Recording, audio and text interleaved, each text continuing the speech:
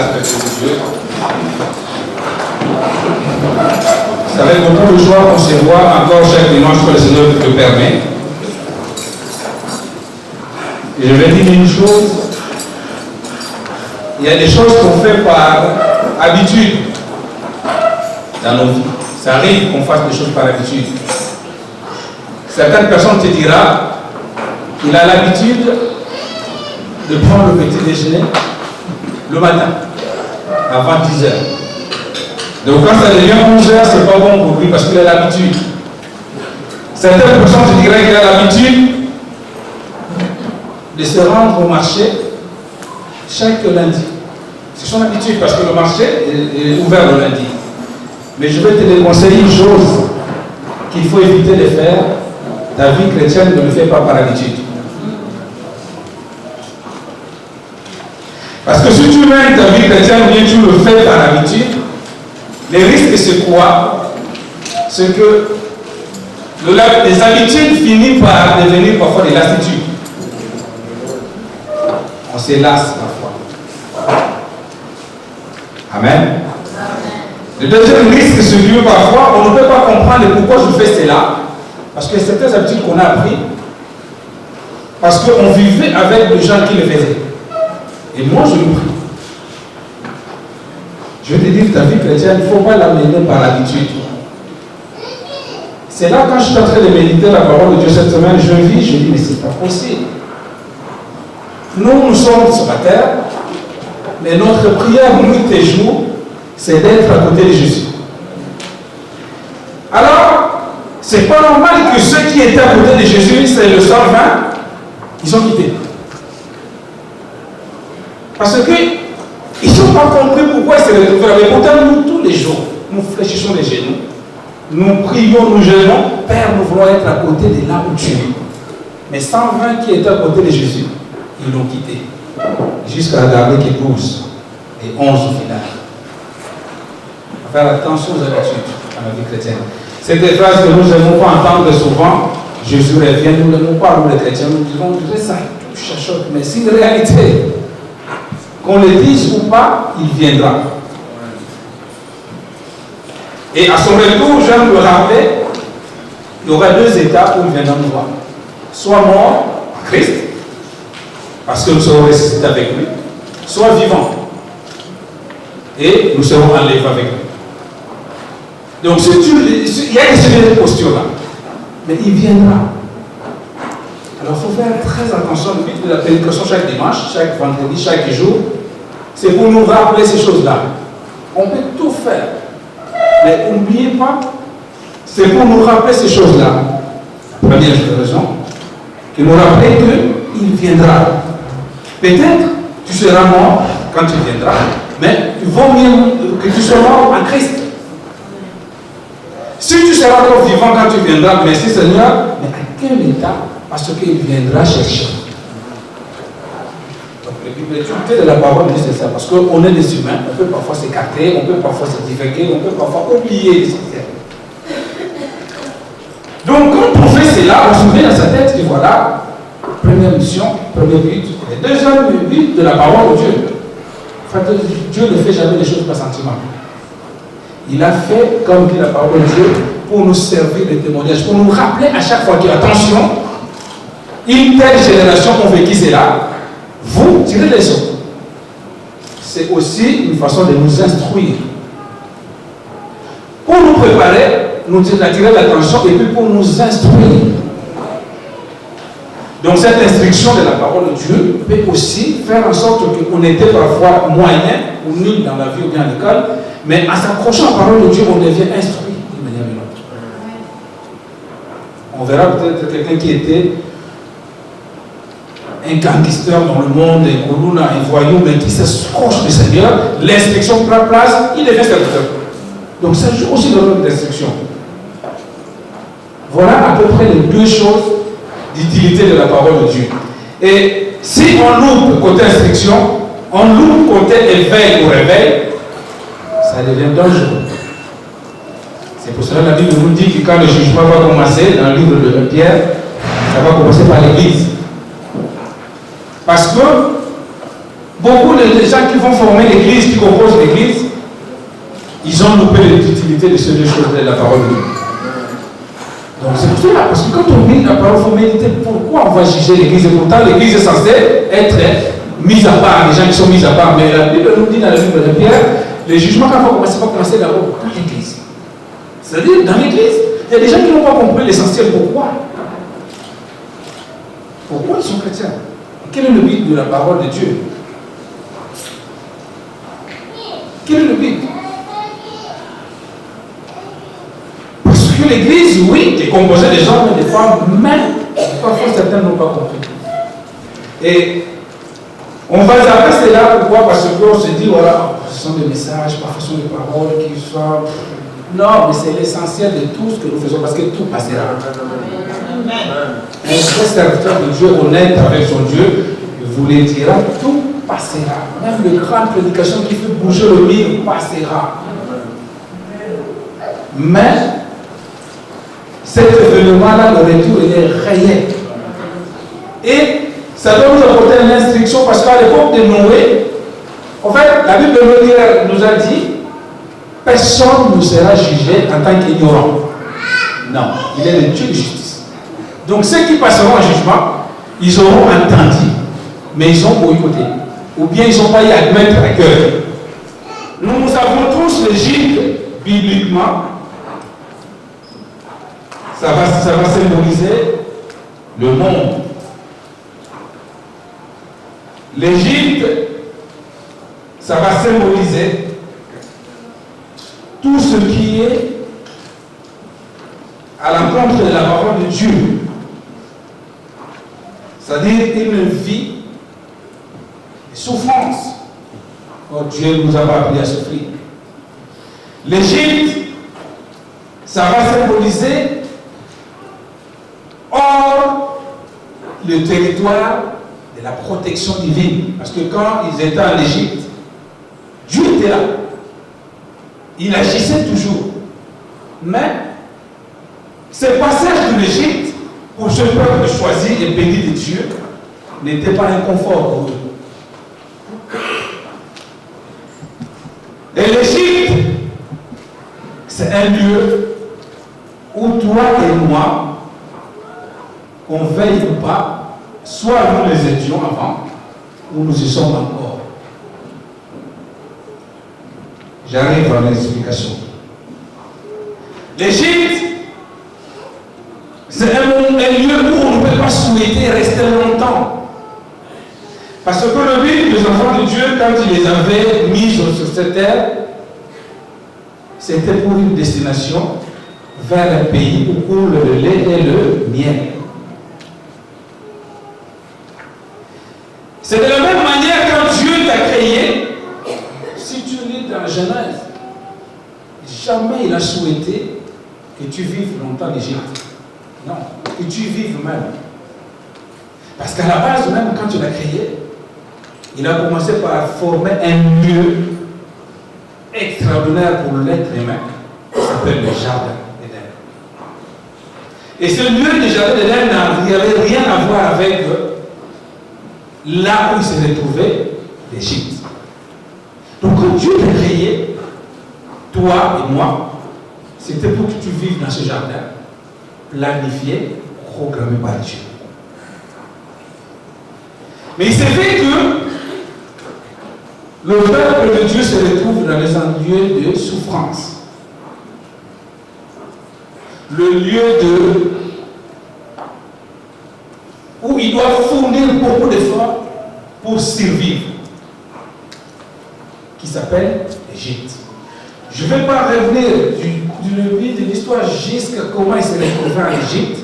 Je vais essayer de survoler. Mais moi, ma mission ce matin, par la grâce de Dieu, de te dire que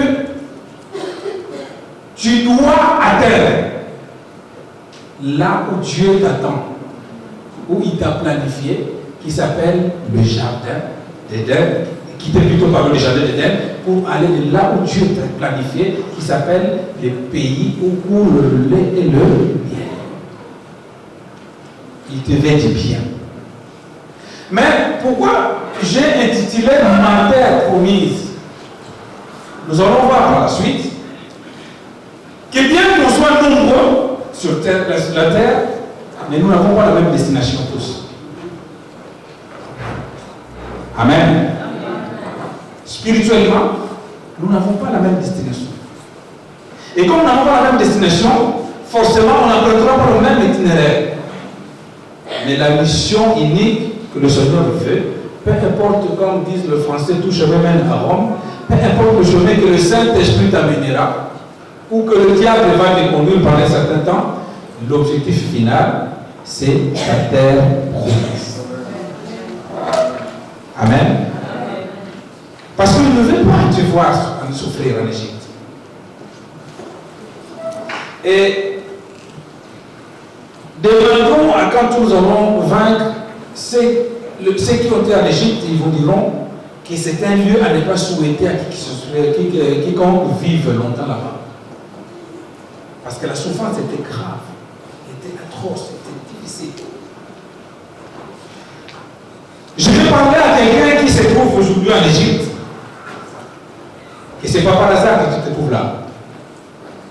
Non. Peu importe comment tu t'es retrouvé là-bas, mais ce n'est pas par hasard.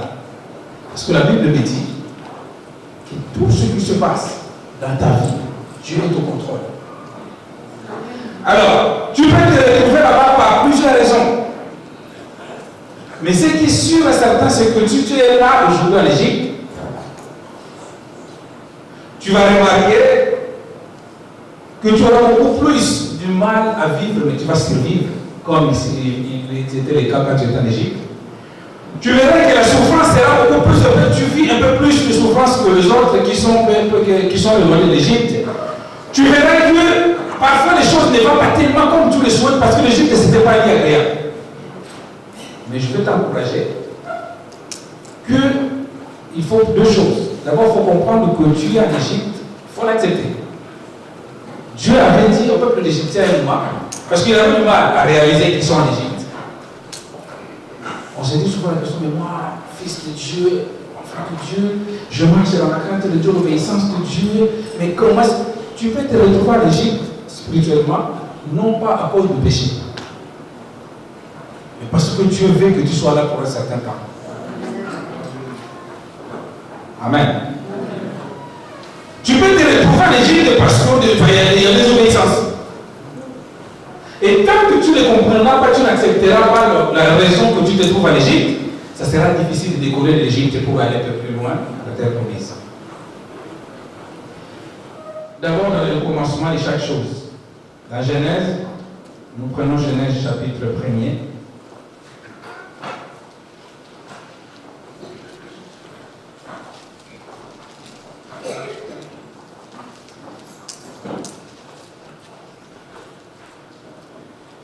Nous prenons chapitre 1er, Genèse tout au début.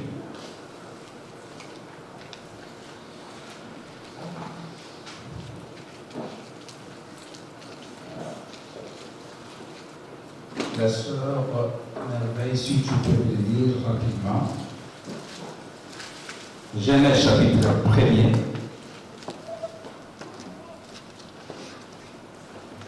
Je lis mon Seigneur. Amen. Au commencement, Dieu créa les cieux et la terre. La terre était informe et vide. Il y avait des ténèbres à la surface de l'abîme, et l'Esprit de Dieu se mouvait au-dessus des eaux. Dieu dit, que la lumière soit, et la lumière fut. Dieu vit que la lumière était bonne, et Dieu sépara la lumière d'avec les ténèbres.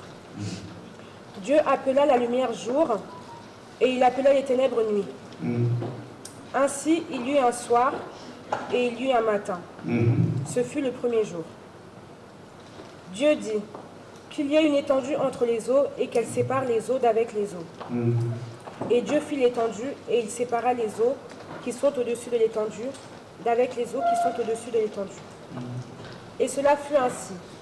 Dieu appela l'étendue ciel, ainsi il y eut un soir, et il y eut un matin. Ce fut le second jour. Dieu dit, que les eaux qui sont au-dessus du ciel se rassemblent en un seul lieu, et que le sec paraisse. Et cela fut ainsi. Dieu appela le sec terre, et il appela l'amas des eaux mer.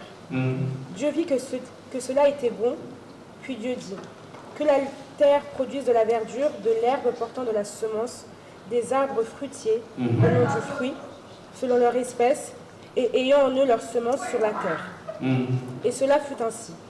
La terre produisit de la verdure, de l'herbe portant de la semence, selon son espèce, et des arbres donnant du fruit, et ayant en eux leur semence, selon leur espèce. Dieu vit que cela était bon, ainsi il y eut un soir et il y eut un matin. Ce fut le troisième jour. Dieu dit qu'il y ait des luminaires dans l'étendue du ciel, pour séparer le jour d'avec la nuit, que ce soit des signes pour marquer les époques, les jours et les années, et qu'ils servent de luminaires dans l'étendue du ciel, pour éclairer la terre. Et cela fut ainsi. Dieu fit les deux grands luminaires, le plus grand luminaire pour présider au jour, et le plus petit luminaire pour présider à la nuit. Il fit aussi les étoiles. Dieu les plaça dans l'étendue du ciel, pour éclairer la terre, pour présider au jour et à la nuit, et pour séparer la lumière d'avec les ténèbres. Dieu vit que cela était bon, ainsi il y eut un soir et il y eut un matin. Ce fut le quatrième jour. Dieu dit que les eaux produisent en abondance des animaux vivants et que des oiseaux volent sur la terre vers l'étendue du ciel. Dieu créa les grands poissons et tous les animaux vivants qui se meuvent et que les eaux produisirent en abondance selon leur espèce. Il créa aussi tout oiseau, ailé selon leur espèce. Dieu vit que cela était bon. Dieu les bénit en disant, soyez féconds, multipliez et remplissez les eaux des mers. Amen. Amen. Amen. Amen. Vous pouvez continuer si vous avez le temps jusqu'à la raison. C'est là où je vais amener sur vous. L'idée globale de Dieu, c'est de créer un lieu où il va laisser vivre sa créature. Suivez-moi très bien. Et ce lieu, c'était déjà dans le plan de Dieu. Parce que Dieu ne fait pas les choses par hasard. Il a prévu ce lieu-là qui serait un jardin. Un jardin paisible, la Bible nous dit. Mais, pourquoi je le fais? Il a énuméré toutes ces choses au début. D'abord, parce que, vous voyez l'importance de l'être humain. Parce qu'il y a des gens, parfois, quand on les entend, ils se sous-estiment et ils disent, voilà, moi, oh, non. Il a dit, avant de placer l'être humain dans ce lieu-là, il faut que je planifie tout. Il a commencé par créer ce que l'homme aura besoin pour qu'il ne manque de rien. Il a placé tous les arbres, les animaux, et tout ce que même l'eau, la nature, au début, il n'y avait pas la pluie. Mais pour arroser les arbres qu'il a mis, c'est la Bible nous dit que c'est tout le vent qui montait avec la fraîcheur pour arroser les arbres. Donc, après avoir vu tout ce qui était bien, et puis la Bible nous dit à chaque création, chaque jour, le Seigneur souligne qu'il a vu que tout était bien. C'est seulement à un moment qu'il a dit, bon non, donc cette créature-là, il faut que je place au centre de cette créature, ce jardin-là, l'homme, l'être humain puisse y habiter. Je vais rappeler pour certaines personnes de la Bible, que tu lis de Genèse jusqu'à Apocalypse, ça a pris du temps à l'écrire. Il y a certains chapitres, de chapitre 1 parfois jusqu'à chapitre 5, ça a pris des années. Je ne sais pas si on t'a dit, c'était pas que voilà un jour de Genèse, on m'a dit, non, ça a pris du temps. Parfois certaines histoires, ça a pris plus de 100 ans à 400 ans. C'est la Bible que tu lis là pour que ça soit. Si tu fais la théologie, on te donnera exactement la chronologie de chaque livre. Donc, pour t'amener à l'esprit que il a pris son temps, il a créé tout ce qu'il a voulu. Et à un moment, je crois au chapitre 2, c'est là, maintenant il veut faire intervenir l'homme dans l'histoire de la création. On doit, quand on lit la Bible, il faut qu'on te médite. Mais pourquoi? Parce qu'il pouvait laisser un jardin bien embelli, tout ça. Non. Mais il fait intervenir l'homme. De la poussière, il fait sortir l'homme, souffle de sa narine, l'homme entre en scène. Il y avait d'abord Dieu, le Fils, le Père, le Saint-Esprit, et son jardin. Il dit, je mets l'homme. On ne cite pas le nom de quelqu'un. On dit, Dieu mit l'homme dans le jardin. Suivez-moi très bien. Il dit on met l'homme dans le jardin. Et dans ce jardin-là, quand il a mis l'homme, il lui a responsabilisé. C'est toi qui restes le chef de ce jardin. La preuve, tout ce qui est dans ce jardin-là, animaux vivants, quoi que ce soit, c'est l'homme qui les a nommés. Il a décidé, quand tu l'as vu un chat qui passe, tu dis c'est chat. Il a décidé, un lion, il a dit je dis lion. Donc, il lui a responsabilisé. Deuxième chose, il lui a fait confiance. Dieu t'a fait confiance dès le début. Parce que si aujourd'hui on appelle le lion, parce que c'est l'homme qui a décidé d'appeler lion. Suivez-moi très bien, toi qui te sous-estimes. Tu as de la valeur aux yeux de Dieu, de la création. Donc si l'homme avait décidé d'appeler les tigres lion, on allait appeler les tigres lion aujourd'hui. Il lui a responsabilisé, il lui a fait confiance. Et la troisième chose, il lui a équipé. Tu as la confiance de Dieu. Il t'a responsabilisé, tu es responsable. Pour Dieu, tu n'es pas n'importe qui. Donc, c'est-à-dire tu as des talents, tu as des atouts. Et il t'a équipé. Parce que le jardin d'Éden était équipé. Donc Dieu savait que voilà, l'homme quand il va vivre là-bas, il faut qu'il mange. Il faut qu'il boive. Il a créé les rivières qui étaient dans les jardins. Il a créé un hypermarché qui n'existe nulle part au monde parce que l'homme avait tout dedans.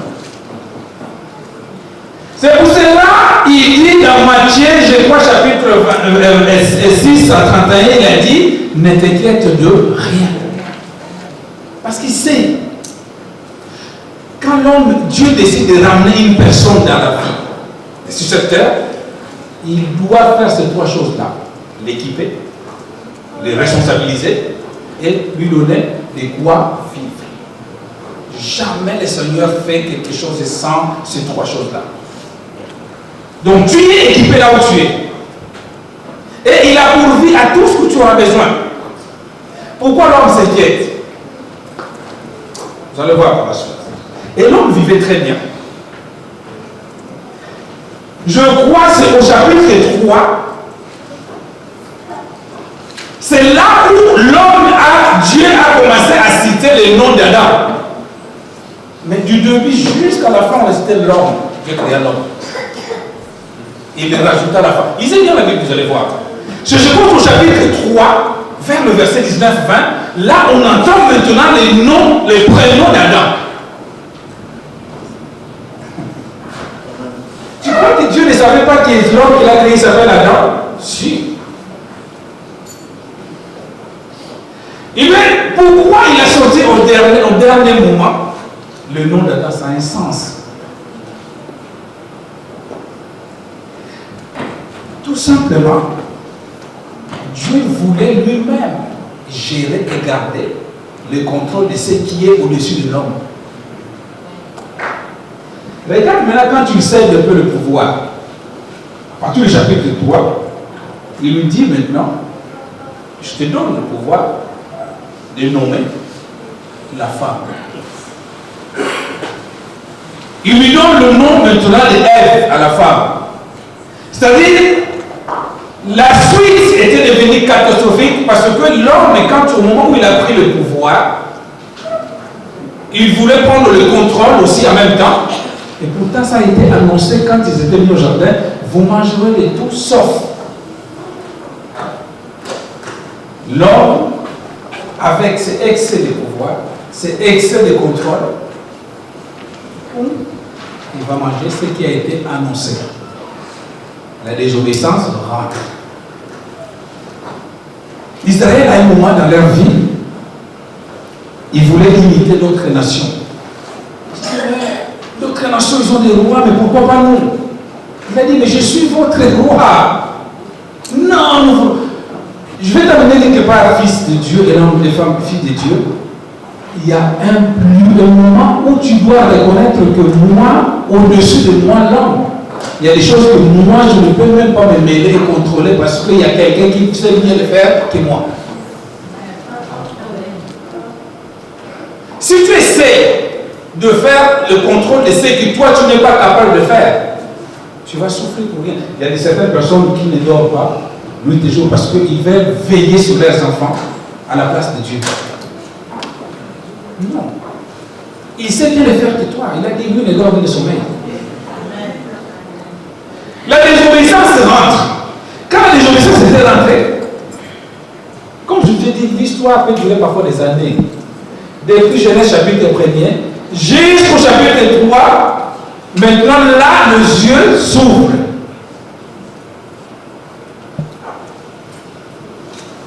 Dans l'homme, il est tripartite.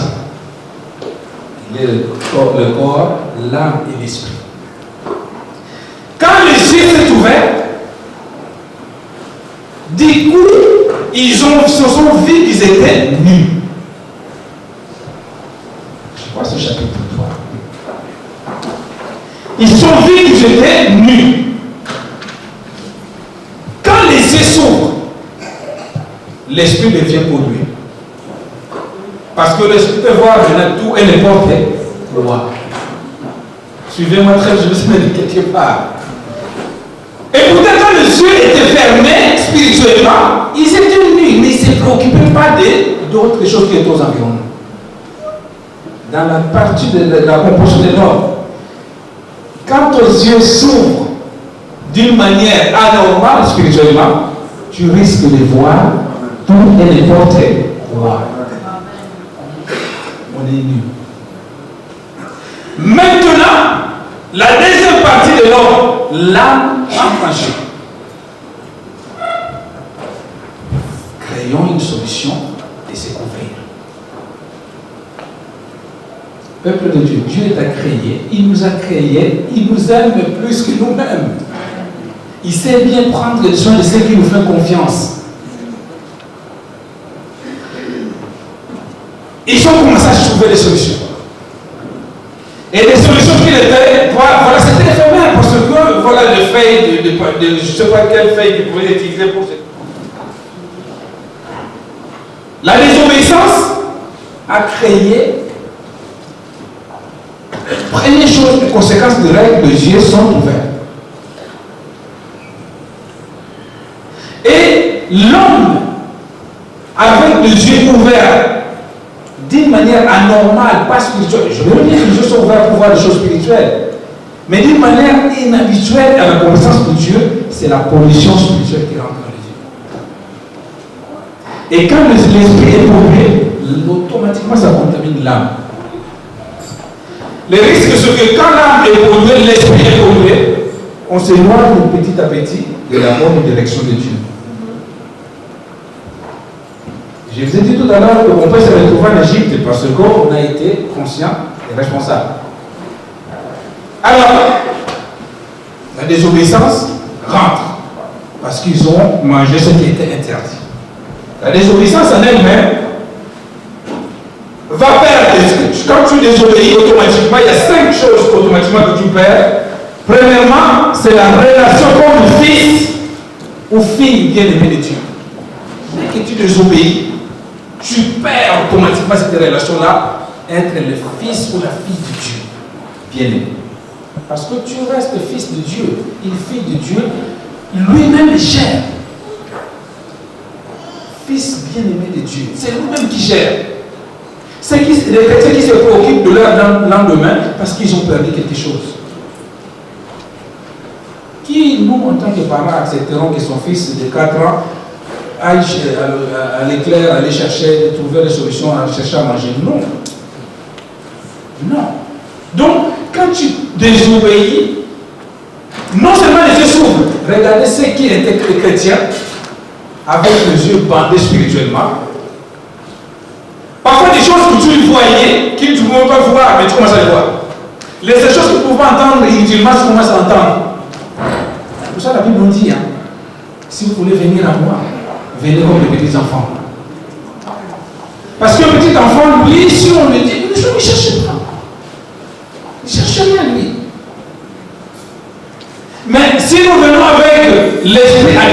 mature dans le vrai sens,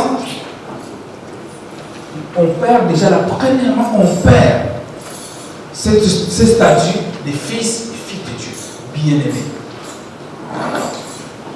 La désobéissance,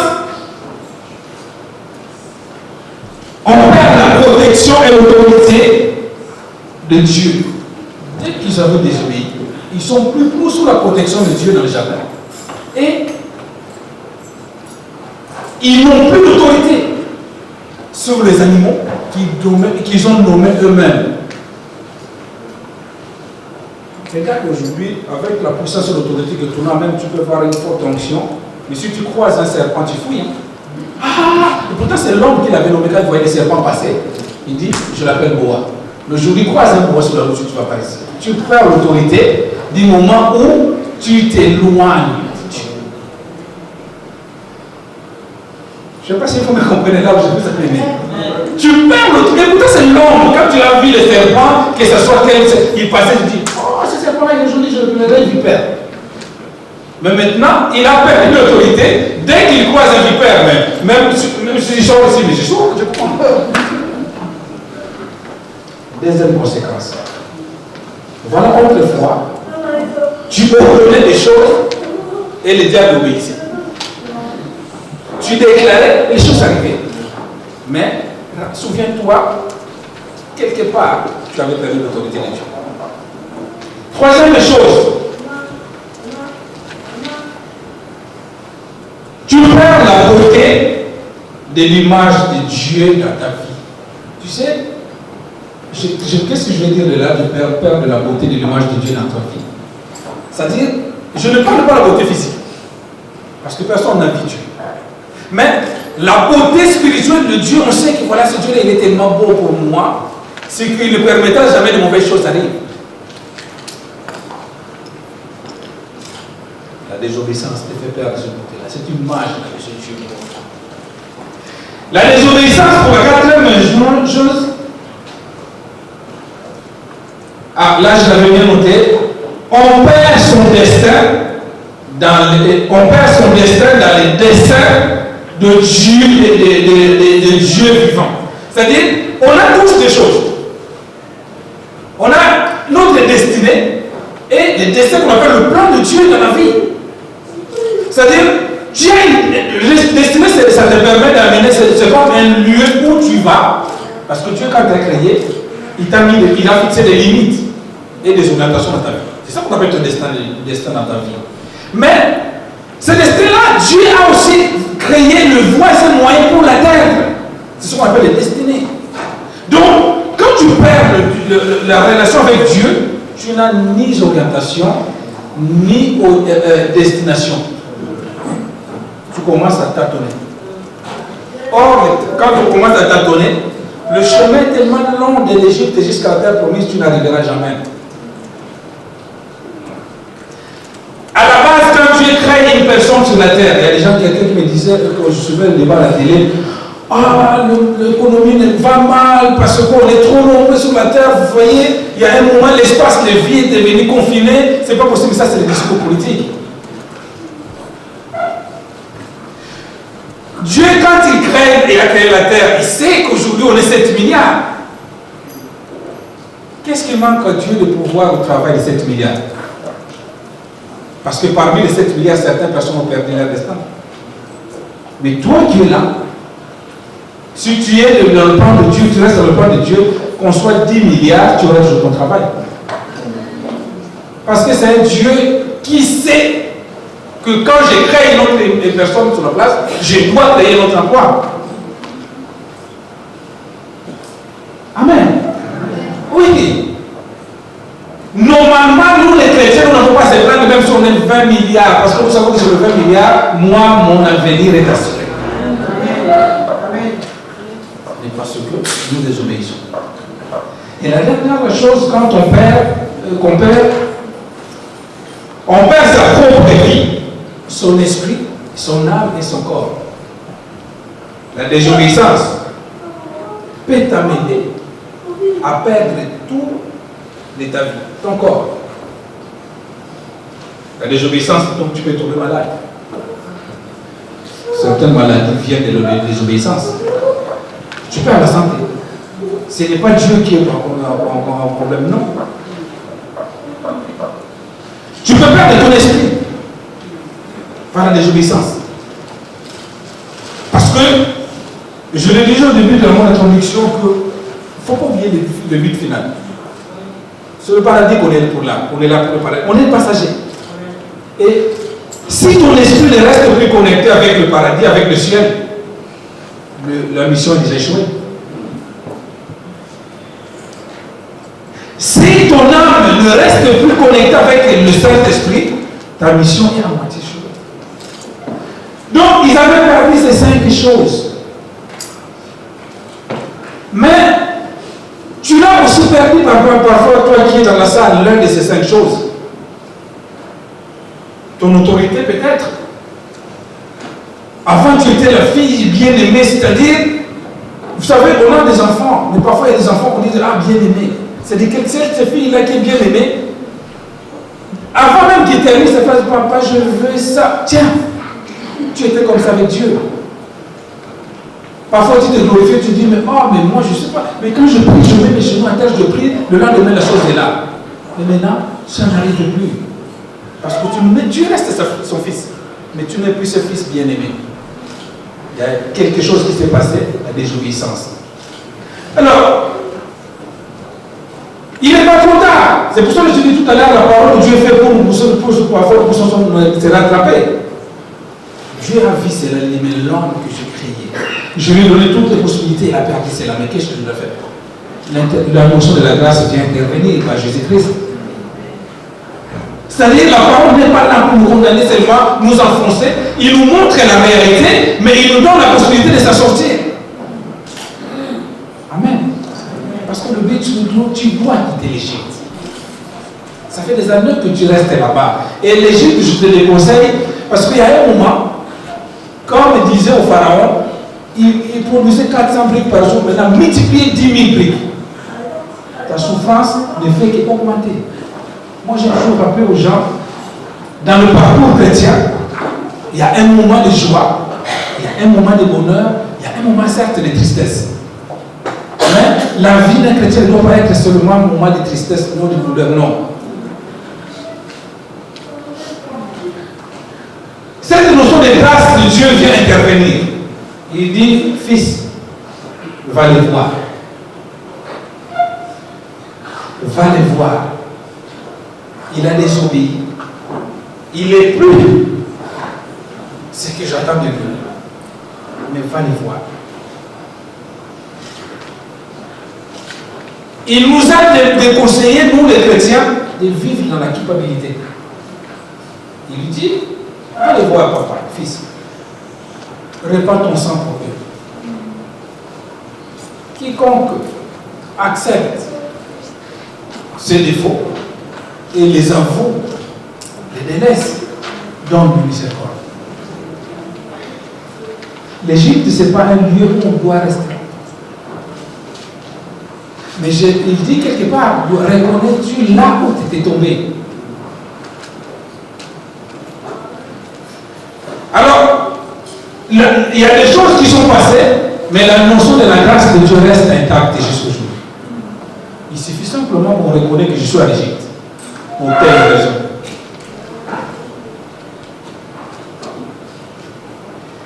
Et quand la notion de grâce intervient, je le disais tout à l'heure, c'est souvent la culpabilité qui nous fait mal. On s'est dit, de telle manière que j'ai désobéi à Dieu, mes péchés, puis impossible que je m'approche même de ce Dieu-là. Non. Il va te dire quelque chose. Hein. Même si tes péchés sont rouges comme la cramoisi. Ce n'est pas une façon de t'encourager à vivre dans l'iniquité, mais si tu le confesses, il est juste et fidèle pour le pardonner. Parce que, je vais te dire une chose, le péché te condamnera à rester en Égypte toute ta vie. Mais la grâce te prendra en charge pour te sortir de l'Égypte et t'accompagner sur ton chemin.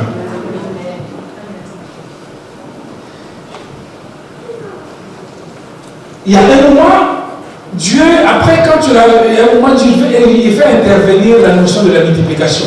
Nous avons dit, la sœur a commencé à le lire, je l'ai dit, vous allez le continuer à la maison. Dans ce moment de multiplication, il va utiliser un homme qui s'appelle Abraham. Il lui a dit, c'est à toi que j'encombre la bénédiction de multiplication. Tu seras multiple. Tu vas remplir la terre. C'était la première personne à qui on avait confié la notion de multiplication. Mais, à chaque bénédiction de l'Éternel, il est toujours soumis à des conditions. C'est pour cela qu'il faut éviter. Fouille même des bénédictions sans condition. Ça ne vient pas de Dieu. Et non, il suffit juste d'envoyer une photo et puis juste 20 € de chèque et tu verras demain tu seras riche. Non. La vraie bénédiction de Dieu est toujours soumise à une condition. Pourquoi? Parce que Dieu aime que nous puissions prendre de conscience de la bénédiction. C'est pour cela qu'il nous soumet des conditions. Regarde quelques bénédictions que tu as acquises dans ta vie sans condition, tu ne sais pas regarder. Amen. Regarde la grâce de Dieu. Tellement que ce n'est pas nous qui avons souffert, c'est la croix. Parfois, les gens ne savent pas que les gars depuis bien précisément. Mais parce que Christ est sur la croix, pour certains, ce sont des histoires. Mais comme ce n'est pas nous qui avons pris le prix de la croix, ce n'est pas nous qui avons souffert flagellé sur la croix, ce n'est pas nous qui avons porté le château de pied, depuis on ne reconnaît pas un miracle, une bénédiction de Dieu, passe toujours par des conditions. Si tu lis Deutéronome 28, il dira, si tu fais cela, je te donnerai ça. La notion de grâce sur le regretton, parfois ils disent, ah, il a souffert sur la croix, waouh, les pauvres, ah, c'était terrible. Et il dit à Abraham, tu seras le père de multiplication. Mais tu dois quitter ta nation. C'est là où les choses s'écorsent. Quitter mes amis, moi qui suis qui. Tu iras loin, là où je te montrerai. Vous savez, quitter, c'est pas facile. Les changements, les déménagements, on n'aime pas trop. Mais c'était une condition pour Abraham. Ça, c'est la première chose. La deuxième chose, certaines conditions que le Seigneur nous permet pour atteindre la bénédiction est liée à notre nature.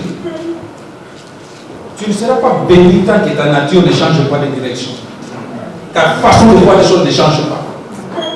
Tu peux être fort, connaissance, tout ce que mais sans que ta nature ne change pas, tu ne seras pas béni. Beaucoup de personnes ne sont pas bénies matériellement parce qu'ils ne réalisent pas qu'ils doivent être bénis matériellement. Beaucoup de personnes ne peuvent pas évoluer spirituellement parce qu'ils ne réalisent pas que le niveau qui sont en bas, il faut qu'ils montent. Tu sais, quand tu restes dans la bassesse, ça n'attire que la bassesse. Même dans ta vision des choses, dans ta maternité. Il faut désirer. Et cela doit passer par ta maternité, dans ton esprit. Parce que l'élévation, toute élévation oblige des gens et des hommes à te suivre. Tu ne forceras pas. Regardez l'exemple dans la... On va voir dans le monde du showbiz ou bien dans la vie. Parfois, c'est un nom difficile à prononcer. Mais tellement que ces hommes ont été élevés, les journalistes se disent prochainement que vous apprendre à prononcer ces mots-là. On suit. Même le nom, il est dit Rabakarabachit, parce qu'il est élevé. On le suivra. Moi, la première fois que j'ai entendu qu'il me parlait, on a oublié Zlatan et Rabat. Je dis, mais Zlatan et Rabat, je dis, mais c'est qui? Mais on est obligé de le prendre parce que l'élévation vient par la suite. Maintenant, si tu reconnais que tu dois propulser ta mentalité plus loin, même si ton nom est difficile à prononcer, les gens le suivent. Un nom de Dieu qui est quelque part, qui s'appelle Rabat, c'est dans ta mentalité. Abraham, on te dit, tu dois quitter. Vous avez quitté parfois certains conforts qu'on a, ce sont les habitudes. C'est pour ça que je vous ai dit, la vie chrétienne ne le fait pas par habitude. Amen. Amen. C'est mon Dieu, c'est ma façon de faire, c'est mon église, c'est ma façon de prêcher, c'est ma façon. Dieu peut t'amener à quitter pour faire autre chose. Quitte cette façon. Et la nature même d'Abraham, pourquoi? Parce que certaines natures qui n'étaient pas bien, nom-là ne correspondait pas à la bénédiction. Tu dois ajouter un H à ton nom Abraham. Et dès qu'on rajoute quelque chose venant de Dieu, ça change la nuance. Celui, Abraham, qui signifie escroc, devient Abraham, père de toute la nation. Amen.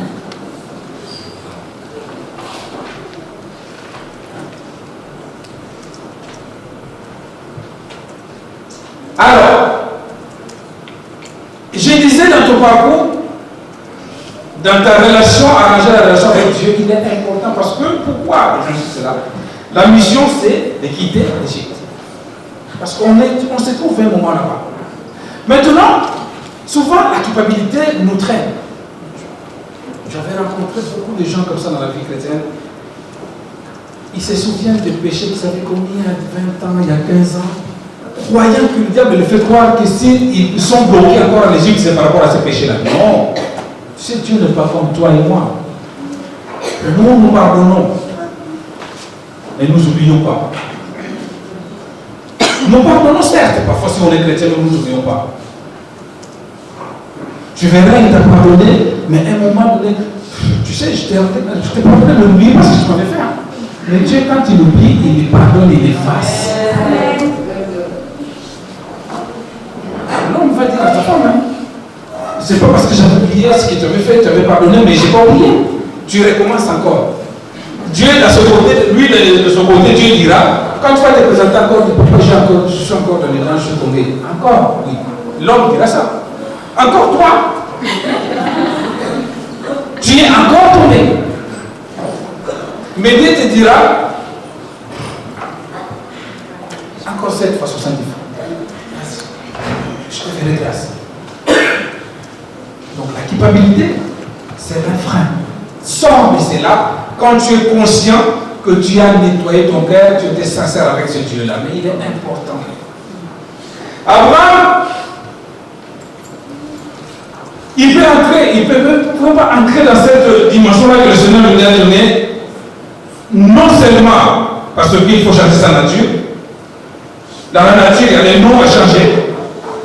Je disais, le savoir-mentalité, c'est-à-dire une vision des choses nouvelles et une destination. Va dans un pays que je te montrerai. Voilà, en résumé, 4 choses qui devraient booster la multiplication d'Abraham, c'est-à-dire la nature. Dans la nature, il y a la vision qui va s'approuver directement. Comment tu vois les choses? Un peuple sans vision, un enfant de Dieu sans vision, ne peut pas atteindre une destination. Tu ne peux pas. Même le paradis que nous cherchons, si tu viens à l'église sans vision, tu ne peux pas atteindre le paradis. Pour atteindre une destination, il faut une vision. Il faut toujours... La Bible dit même, la nature vous enseigne même pas. Regardez là, on est en 2018. Mais toutes les grandes entreprises, les économistes du monde, ils ont déjà fait ce qu'on appelle une vision de 5 ans sur 5 ans, sur 10 ans de l'avenir. Ton avenir que tu seras, toi et moi, en 2023, ils l'ont déjà décidé. Mais comment toi, chrétien, tu vas mener ta vie sans vision? Qu'est-ce que tu seras demain si Christ ne revient pas?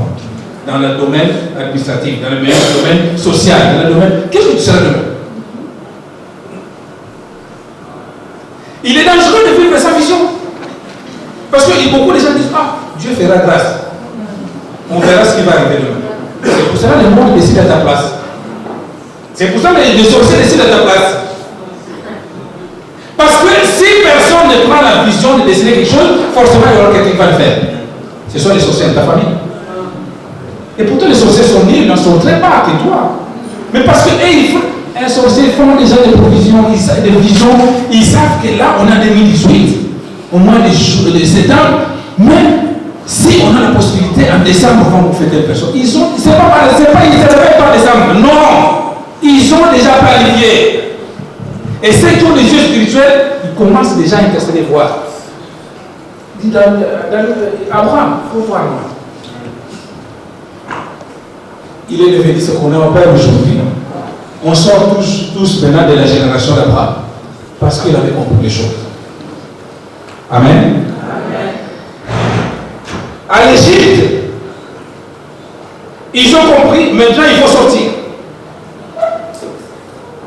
Alors, si tu veux aller à l'Égypte, de l'Égypte, puis pour aller à ta terre promise, quand tu as compris maintenant que c'est le péché qui m'environnait, c'est la désobéissance, et j'ai compris cette façon de changer les choses, la vision de ma vie, la nature même, qui va maintenant me booster pour atteindre des destinations. Il y a aussi quelques conseils qu'ils ont, les peuples d'Israël n'ont pas compris, parce qu'ils sont des esclavagistes. La Bible nous dit, Dieu les a ordonnés à sortir de l'Égypte. Comme aujourd'hui, Dieu ordonne que tu sors de la pauvreté, que tu sors de la misère, que tu sors de là où tu es bloqué aujourd'hui pour aller à ta destinée. Mais, il faut suivre l'itinéraire pour la destination.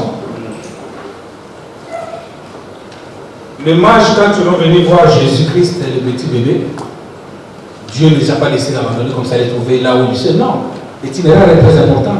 Et l'itinéraire, c'est le Saint-Esprit.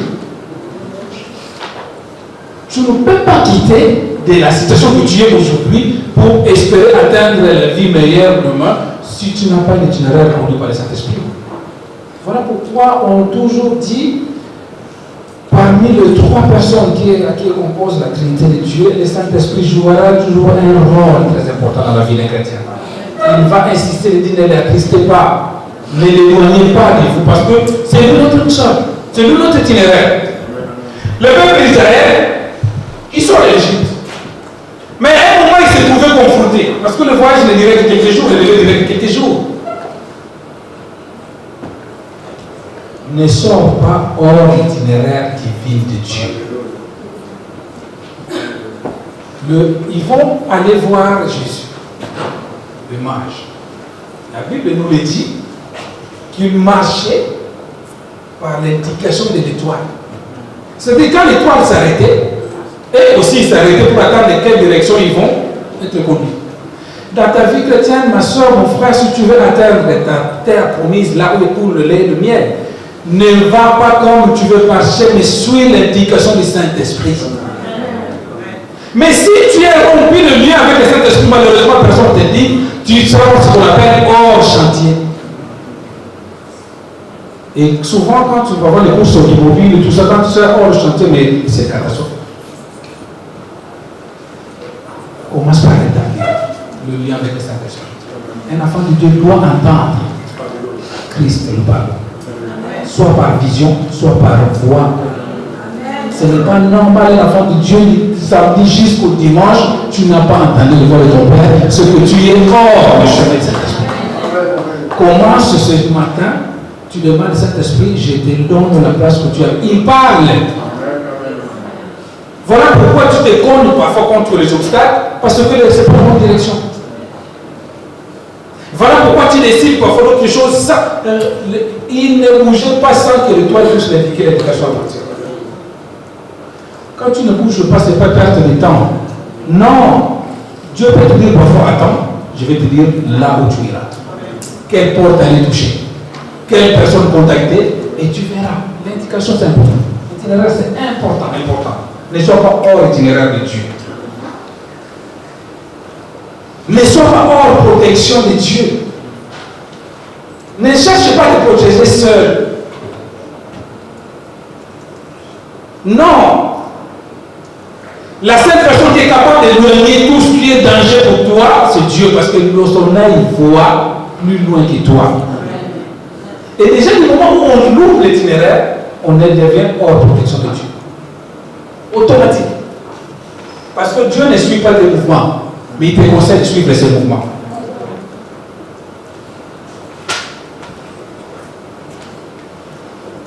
Dès qu'on loupe l'itinéraire, on devient hors le confort de Dieu.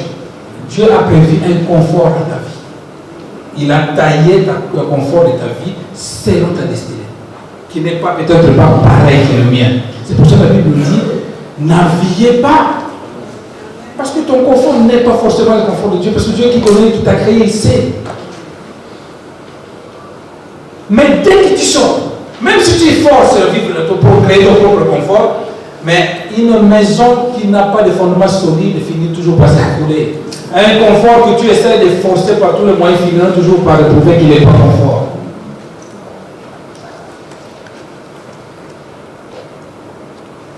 Et quand on est hors, on a aussi hors de bénédiction. En dehors du jardin, il commençait à les appeler où tu es. Dès que tu sors, tu les fais hors zone de bénédiction. Il y a un périmètre de bénédiction qui est prévu pour toi. C'était le jardin à l'époque pour Dieu. C'est pour cela que je le dis même pour l'église. Moi je le rappelle. On ne vit pas dans une assemblée parce que je connais quelqu'un qui prie là-bas ou bien parce qu'il faut d'abord, la personne qui peut t'amener dans une église, c'est un canal. Mais il faut d'abord le Saint-Esprit sur là. Parce que chaque église, ici une parenthèse, je vais faire, dans les communautés, dans les églises, il y a ce qu'on appelle les communautés liturgiques, organisationnelles, c'est-à-dire par exemple les ADD, les églises baptistes, les églises luthériennes, les églises. Ça, ce sont des églises liturgiques, c'est-à-dire il y a un missionnaire qui avait une vision en 1800 et quelques, qui a chronométré une ligne de conduite, ce qu'on appelle les doctrines. Et après, il y a un mouvement qui est rentré vers les années 60, Luther King, Jacques Calvin, tout ça qu'on appelle les églises charismatiques, ou les églises visionnaires. Ces églises visionnaires sont des églises que nous vivons aujourd'hui, les églises charismatiques, la plupart ce qu'on appelle les églises de réveil. Il est important quand tu arrives dans une église de réveil, si tu ne vois pas clair, pose la question au visionnaire, quelle est la vision de l'église? Une église sans vision, même s'il y a 10 millions de membres, vous allez tourner en rond. Vous allez tourner en rond. C'est important ce que je fais, mais c'est important. Là, à la voix de l'Éternel, pour ceux qui ne sont pas encore l'idée de demander, moi j'avais une révélation, ce qu'on appelle T3R, transformation des vies, rétablissement des vies, restitution des vies et rebâtir des vies. C'est ça que le Seigneur m'a dit. Donc c'est normal que tu te trouves une vie cabossée, que le Seigneur t'envoie l'Éternel, il va les rétablir. C'est normal que tu as tout perdu, il va te restituer. C'est normal que rien ne marche, mais il va te donner l'équilibre. C'est la vision que le Seigneur m'avait donnée, le T3R. Et il va te donner comme verset biblique, c'est que nous avons mis ici. Si le peuple sur qui mon nom est invoqué, il prie. Il se détache d'abord de ce péché, il prie, il cherche l'Éternel, de tout son cœur, l'Éternel le donnera. Donc, c'est pour cela parfois je me dis, je me répète, c'est pas par orgueil, par sentiment, mais tu es en avant de l'Éternel, tu t'accroches réellement à se détacher du péché, de tout ce qui est là, comme le verset là, tu pries le Seigneur. Un instant témoignage, non, c'est pas ce Dieu. Donc, des églises, il y a une vision. Après, il y a des églises sans vision, qui étaient bâties par des besoins ou bien d'autres sentiments qui n'ont rien à voir avec Dieu. Quand on sort, je reviens sur le texte, Pharaon va maintenant multiplier, parce que Pharaon ne veut pas lâcher. Jamais les esprits qui te bloquent te lâchera facilement. Jamais ceux qui bloquent ta vie te lâchera facilement. Non! C'était le cas pour Pharaon. Dieu a dit qu'il doit se libérer le peuple. Mais il a continué à multiplier les attaques. Ne crains pas. Si tu es dans l'itinéraire de Dieu, c'est pour ça que je dis il faut l'itinéraire de Dieu, ne crains pas. Si tu restes dans les zones de protection, ne crains pas. De la même manière, quand tu vas te trouver dans des obstacles, la protection, l'itinéraire de Dieu, il te conseillera, fouille ce chemin-là, va là-bas. Ceux qui sont entre les mains de Dieu, jamais, jamais, plus jamais les Seigneur peut les libérer. Non, le diable ne peut pas. Non. Non. Il est important. Ils arrivent à un moment. Pharaon multiplie ses attaques. Alors, il me dit, vas-y, je vais envoyer des chars. C'est normal. Tu sais, quand tu as des moments difficiles, je prête, parfois tu auras l'impression que plus tu te pries, plus les épreuves vont se doubler. Tu ne fais pas. Ça s'est passé pour les Israël. Tu ne fais pas. Ne fais pas. Tu arriveras à un moment où le diable va se dire cette personne-là, j'en ai marre de le poursuivre. Parce que je n'arrive pas à le saisir. Il va te cacher. invisible aux yeux de tes ennemis. Invisible aux yeux de tes ennemis.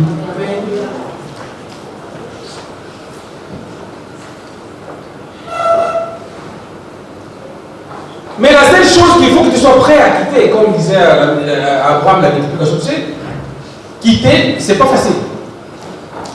Quitter ton environnement, tes habitudes, nos habitudes. Mais si ces habitudes-là nous traînent nous bloquent vers l'Égypte, c'est un choix à faire. Il a dit quitte, va loin. Parfois la bénédiction est loin. Pas dans le rythme de vie que tu as l'habitude de mener. Et une bénédiction, comme je dis, est conditionnée. Tout ce qui est conditionné nécessite parfois des efforts et des sacrifices, des décisions à prendre.